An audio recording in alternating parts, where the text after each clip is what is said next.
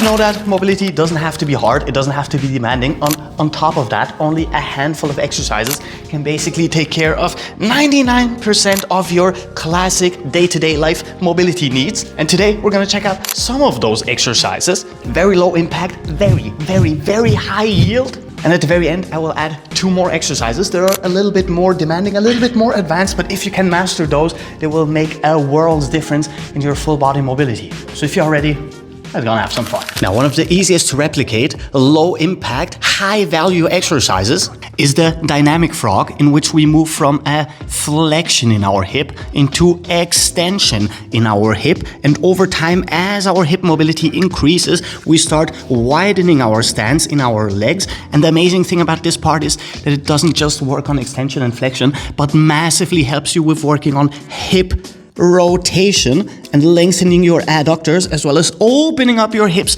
all the way. And if you want to take this exercise to the next level, so you can add a lot of strength benefits to this exercise, you will start adding single-sided or unilateral internal rotations by simply elevating your leg and moving it to the outside before you reverse, and then forward into extension, back into flexion, and either switch legs or repeat a handful of times on the same side before you switch to a complete set on the other one. If you struggle a lot with lower back pain and tightness in those areas, specifically also surrounding your groin, this one will help you out immensely.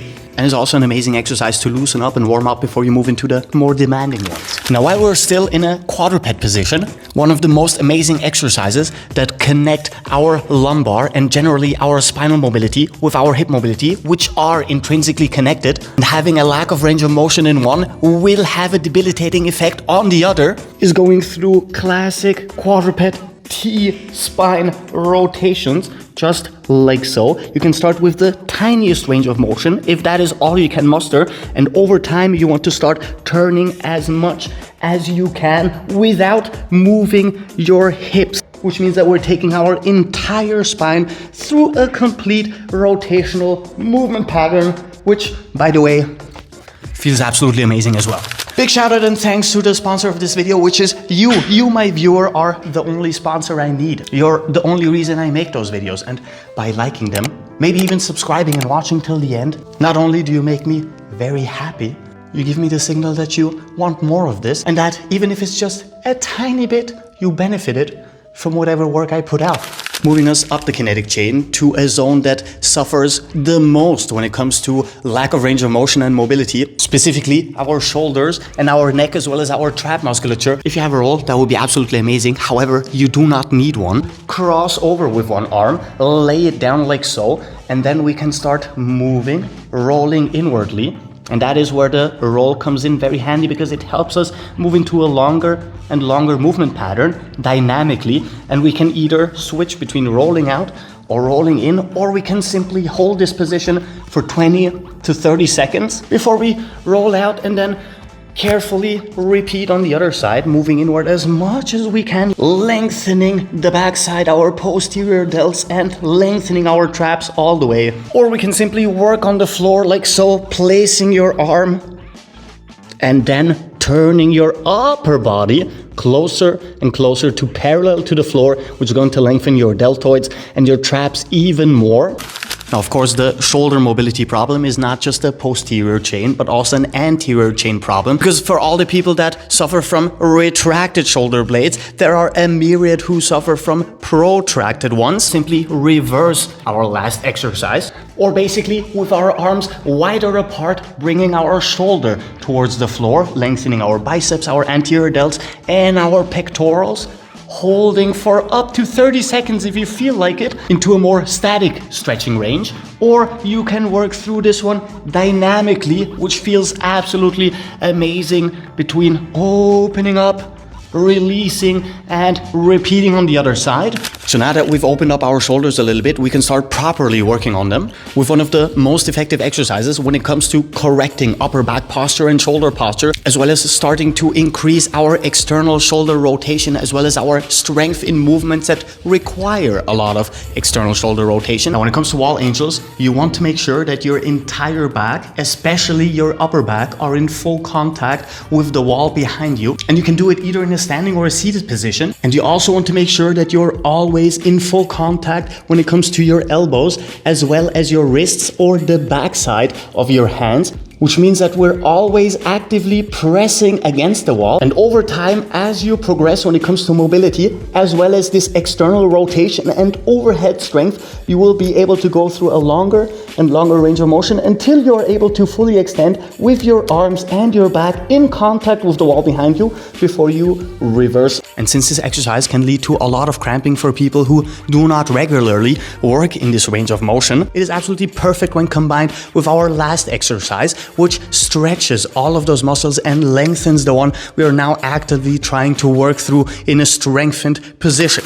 And before we move to the more advanced full body exercises, the low impact spinal mobility king, the classic switch between cat-cow or spinal extension and external shoulder rotation, and complete spinal flexion and internal shoulder rotation. Now putting our last couple of exercises together, helping us with hip function, spinal function, shoulder function, and even loosening up our neck once we start tucking in our chin like so, lengthening our entire posterior chain, and then slightly lengthening our anterior chain while massively strengthening our posterior chain, specifically our spinal erectors, which is one of the areas that gets really weak if we do not work on it regularly.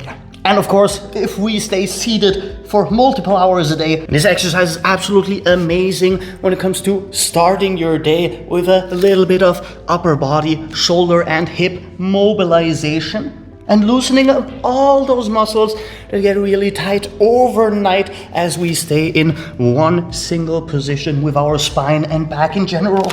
I'm not gonna lie to you, these upcoming exercises can be really demanding. However, the amount of benefits you can reap from each one of those practically rivals all the exercises we've just done together within one single movement pattern. And as long as you keep in mind that your range of motion doesn't have to be long, that you do not have to replicate it perfectly, I am more than confident in your ability to, over time, start replicating it. Now, when it comes to our first exercise, we will switch into a 90-90 seated position. So if you are able to get into a Turkish seat, like so, you will simply remove one of those legs and externally rotate it into the other side, which is already a pretty great exercise when it comes to hip mobility. You can simply sit like that until you start developing enough comfort in this position. Now we will do two very important things. Actively fold forward towards our frontal leg, which is simply going to lengthen our posterior chain, specifically our glutes on this side, just like so, to pull us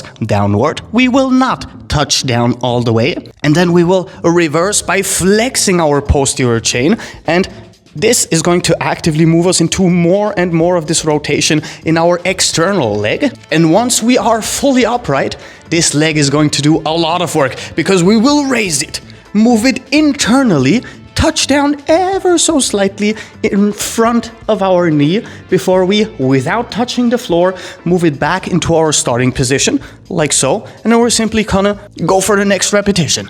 Fold forward, reverse, internally rotate, and put it back into an external position. And if you lack the proper mobility and strength to go through this movement, yet you still want to start working on it, all you need to do is elevate your butt while your legs are still on the floor and go through the same movement. Fold forward, even if it's just a tiny range of motion, reverse, and this is going to make it a lot easier to raise your leg, move through those internal and external rotations, and over time, as you start becoming stronger, you can start increasing your range of motion from an elevated position, and over time, doing this while you are seated on the floor will be just like a walk in the park, which you can do basically effortlessly. With our last exercise, basically within a single movement can take care of your entire body, anterior as well as posterior chain flexibility, but does require a tiny bit more strength and effort. Now we'll change our sitting position, starting with complete dorsiflexion or ankle extension back here, and now we want to actively sit down on our foot with our other leg extended in front of us. If you do not have the necessary mobility in your ankle, or you experience any sort of pain surrounding that area, sit down on some sort of elevation. And that elevation can be as high as necessary for you to comfortably extend your ankle fully like so. And now all we're gonna do is switch between anterior chain flexibility, starting all the way down, surrounding our ankle, moving through our tibialis, the front side of our leg, all the way through our quadriceps, our hip flexors, our lower abdominals, our upper abdominals, our chest and shoulders. By extending our arms and leaning backwards, we are actively flexing our posterior chain to push down, and then actively pulling our shoulders up and back. So now we have a complete anterior chain stretch from our tippy toes all the way up to our fingertips. And then we're going to reverse this by sitting back onto our foot and now folding forward as much as we can in our hips until we can grab our leg and bring our upper body into contact with our lower body, which is going to start surrounding our Achilles. Now the other side, posterior chain, moving through our gastroc, our soleus, our hamstrings, biceps femoris, our glutes, our spinal erectors, and all the way towards our rear delts and traps once we start pulling forward and downwards with our arms and chest as well. Which means a full repetition looks something like this. Forward, anterior chain stretch, and backwards, posterior chain stretch. If, when pushing forward, this is the end of your range of motion and you can barely lean backwards in your upper body or extend your arms past here, don't worry about it. Over time, it will get better. Just go through the movement in as long a range of motion as you can do without feeling any pain. And over time, you will be able to work this dynamically without so much as a problem or any sort of pain or tightness. Now, when it comes to programming, you can basically take all of these exercises into one single routine, do them for 60 to 90 seconds, take short breaks in between, and if you feel like it, you can go for a second round, or what is even better, do one round in the morning and add a second round in the evening or 1 or 2 hours before you go to bed, so you can loosen up any sort of tension you might have built over the course of the day. With that said, sadly, that's all the time I've left you today. However, we do stuff like that very regularly, which means that I'll probably see you very soon. So until then, have a good one. Captain Cairo. Peace out.